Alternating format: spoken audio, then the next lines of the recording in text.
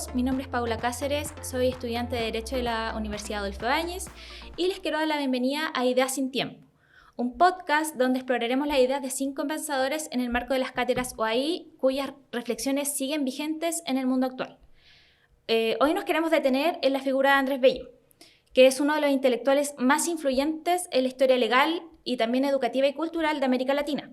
Su legado abarca desde la gramática, la poesía y la educación hasta el derecho civil, que es como donde lo conocemos más, porque es el principal autor del Código Civil chileno, una obra que este 2025 cumple 170 años y que sigue siendo uno de los pilares jurídicos más influyentes en el mundo hispano.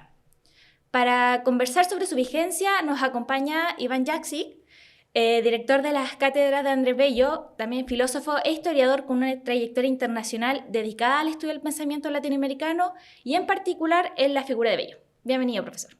Muchas gracias, Paula. Encantado de estar acá para hablar sobre Andrés Bello, nada menos. Bueno, muchas gracias por acompañarnos el día de hoy, profesor. Para ir partiendo, estos días y en los últimos años también se ha hablado mucho de refundar y de querer cambiarlo todo. Pero Andrés Bello, desde el siglo XIX, nos ofrecía una mirada diferente, de construir instituciones sólidas, duraderas, ancladas a la claridad del lenguaje y el respeto por la ley. Entonces, ¿qué importancia tuvo Bello en la consolidación del pensamiento legal en América Latina? Bueno, yo partiría diciendo que la ley es esencial a cualquier sociedad, pero los sistemas políticos pueden afectar la ley. Por ejemplo, si se concentra la capacidad legislativa en un rey, o si es que los sistemas mudan hacia una democracia más extrema. Todo eso tiene un impacto en cómo se establece la ley en un periodo particular. Pero la ley como principio fundamental, organizador de la sociedad, ha existido siempre. Ahora, lo que hace Bello es transitar desde la monarquía a la república. Y eso, por un lado, significa que la república, con mucha mayor razón, tiene que ceñirse a la ley. Sin embargo, también existen temas muy particulares que le toca vivir a Andrés Bello y a su generación, porque hay que establecer un código, un sistema legal que se aparte de la concentración del poder en los gobiernos monárquicos.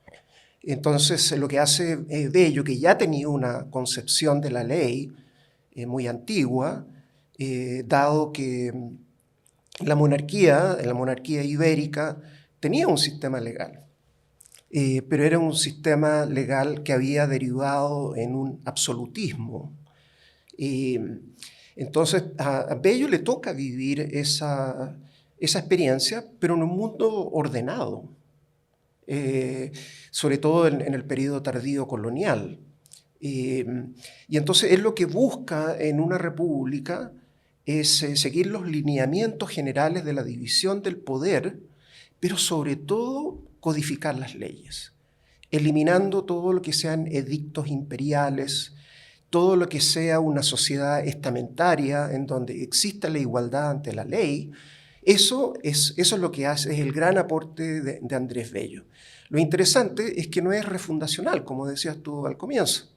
Es algo que entronca con una tradición milenaria, que es el derecho civil, a partir de Justiniano, son un milenio entero de pensar la ley, sobre todo en términos del derecho civil.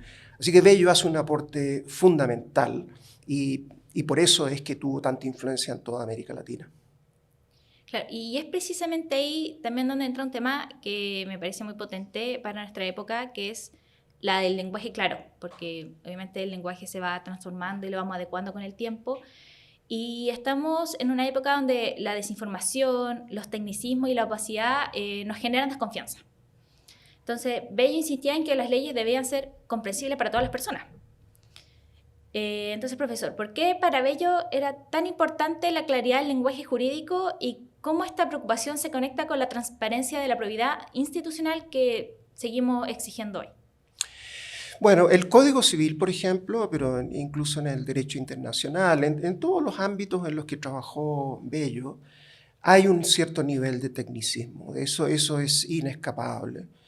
Eh, Sin embargo, él lo que hace, más que evitar la complejidad del derecho, lo que hace es crear un lenguaje que sea suficientemente fácil de memorizar.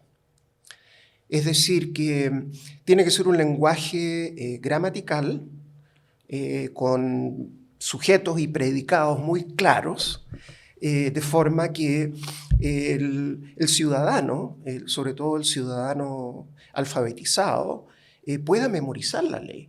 No la va a memorizar entera. En el derecho civil son 2.500 artículos. Pero sin embargo puede retener la definición fundamental de la ley. Por ejemplo, el primer artículo del Código Civil que dice claramente que la ley es una expresión de la voluntad soberana. Ahora, ciertas sutilezas allí, ¿no? Porque tú puedes decir la voluntad general o puedes decir la voluntad popular, pero él elige muy bien el término, que es la voluntad soberana. Y la segunda cláusula dice, de acuerdo a lo prescrito por la Constitución. Y finalmente, como una especie así de crescendo, dice, manda, prohíbe o permite. ¿Cierto? Entonces, ese tipo de formulación de cada artículo del Código Civil, o todo lo que tenga que ver con el derecho internacional, tiene esa impronta. Como te digo, imposible evitar el tecnicismo, pero hacerlo comprensible y, por supuesto, hacer reformas educacionales que lleven al punto en que la lectura sea fácil, o si no fácil, por lo menos que se desarrolle la capacidad de discernir. Claro. Como mencioné en un principio, este 2025 se cumplen 170 años de la promulgación del Código Civil chileno. Y tengo entendido que la cátedra está trabajando en una nueva edición pulida y anotada de este. Entonces le quisiera preguntar por qué es importante hoy volver a mirar este texto. ¿Y qué valor tiene el volver a editarlo, revisarlo, difundirlo? ¿Qué podemos seguir recuperando de esta obra? Bueno, lo que estamos haciendo en general en las cátedras de la Universidad Adolfo Ibáñez es que estamos trayendo a estos grandes pensadores al presente. Y eso implica en gran medida un trabajo muy fino en relación al pensamiento de estas personas. Por un lado, la contextualización histórica, pero por otro lado, ubicar este pensamiento de una forma que sea comprensible para el presente. Entonces, esa es la impronta de la cátedra Andrés Bello, y yo diría de todas las cátedras. En el caso de Andrés Bello, efectivamente se cumplen 170 años, pero de la promulgación del Código Civil. Y entonces es necesario también desarrollar un calendario. Porque los primeros intentos de formular un nuevo derecho civil, que era una necesidad imperiosa, después de la independencia seguíamos con el derecho ibérico, ¿no? Fuero juzgo. Entonces era necesario empezar este trabajo, pero es un trabajo de 22 años, o yo diría más, porque realmente él sigue haciendo revisiones a partir del momento en que ya se ha promulgado el Código Civil, pero hay que editar lo que va a ser la versión final.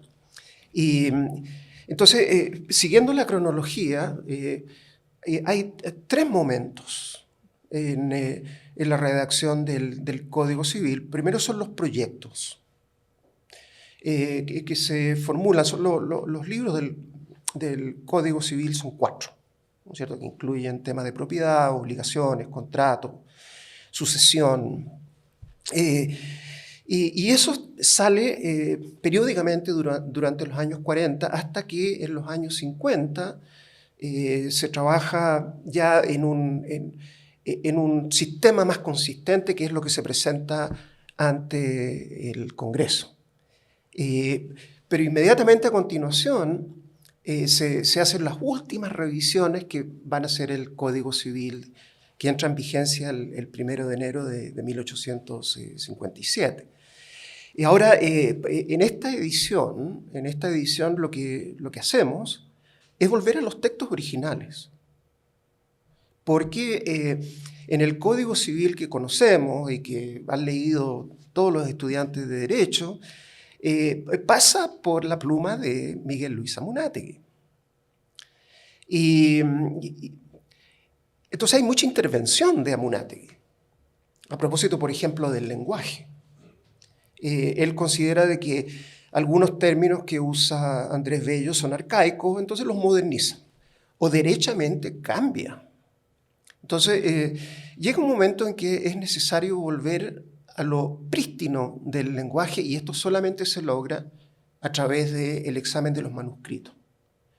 Porque Bello hacía anotaciones. Se publica el primer libro del Código Civil en los años 40, pero después él introduce anotaciones. Las anotaciones son infinitas, ¿cierto?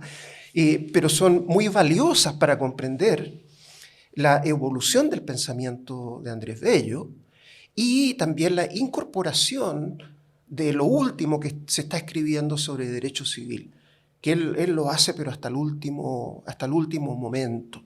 Entonces, rescatar esa, yo diría, hazaña intelectual que significa ir paso a paso revisando los artículos del Código Civil es el propósito de esta nueva edición.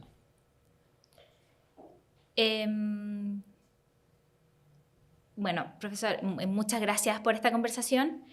Queda claro que Andrés Bello no solo escribió un código, sino que ofreció una forma de entender la ley, el lenguaje, la república, y nos recordó que una sociedad libre no puede existir sin instituciones claras, con un lenguaje comprensible o que podamos acceder a él, y que tiene un compromiso profundo con la justicia. Agradecerle nuevamente su presencia el día de hoy. También muchas gracias a quienes nos escucharon. Esto fue Ideas sin Tiempo, un podcast de las cátedras UAI. Nos encontraremos en un próximo episodio. Para más información sobre los eventos, contenidos y próximos capítulos, pueden visitar nuestra página web, que es www.uai.cl/cátedras. Muchísimas gracias. Gracias a ti.